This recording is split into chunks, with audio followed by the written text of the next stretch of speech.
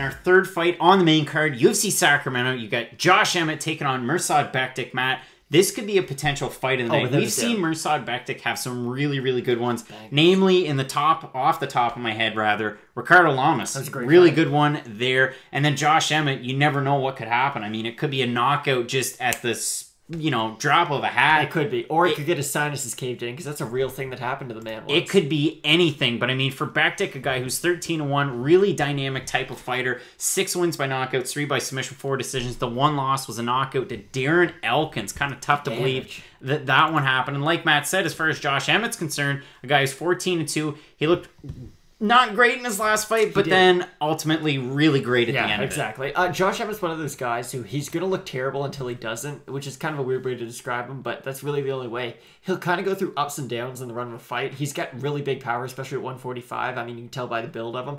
It's just, in his last fight, it kind of worried me because Michael Johnson was sort of running away with that, and Josh Emmett had one good moment, and that was that kind of Hail Mary. So personally, I'm looking to Bektic to win this fight, just due to the fact that I feel like he'll be able to mix up his skills just a little bit better than Emmett.